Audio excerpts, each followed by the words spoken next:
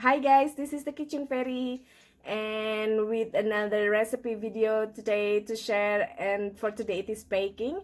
I baked banana bread today, but it is kind of different than my regular banana bread. Usually I will just mash the banana with fork. Today I blended the banana using a electric mixer. Why? Because this way it produces a different texture than mashing it with fork only, or mashed potato masher.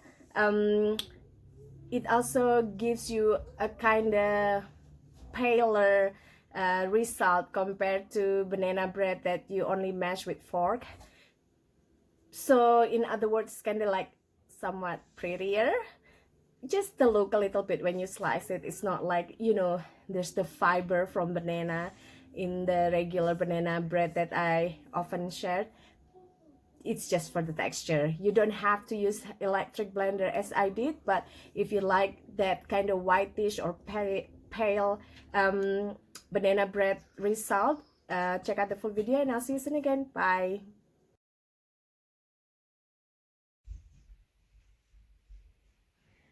Nice texture, loaded with steel oats and flax. Just love. And soft, it's just fluffy. What I have here is 2 very ripe large bananas with 2 whole eggs, 3 tablespoons of olive oil and 1/4 cup of sugar. We're gonna mix it until completely blended. Brush your tube pan with butter, or you can spray it with cooking spray, and then sprinkle some steel cut oats all over it. Also a little of flax seeds, like so. For the dry ingredients, what I have is 1 cup of strong baker's flour, 1/3 cup of skim milk powder, half tablespoon of oat fiber, 1 teaspoon of baking powder, 1/4 teaspoon of baking soda, and also a tiny pinch of fine sea salt. We're gonna mix this.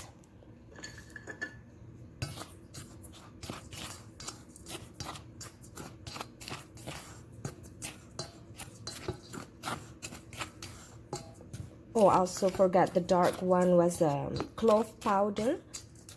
So generous pinch of clove powder. You can omit that if you don't want it.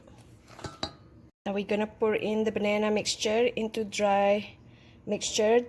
The reason I mix the banana in using electric blender, because the texture will be different compared to regular banana bread where you just mash it. This is gonna be a bit finer and whitish. And don't forget to add half tablespoon of Mexican vanilla blend. I really love this vanilla blend. Mix it until combined nicely, and then we're gonna add in 1 handful of semi-sweet chocolate chips.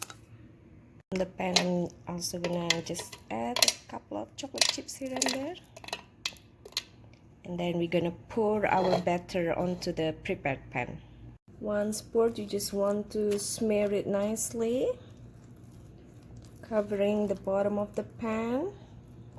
And then we're gonna bake it on 350 Fahrenheit for 25 minutes, 20 to 30 minutes, depending on your oven, obviously. Or until knife inserted or skewer inserted in center comes out clean. Now the banana bread or cake already done, still hot. You just want to flip it and cool it a bit before you serve it.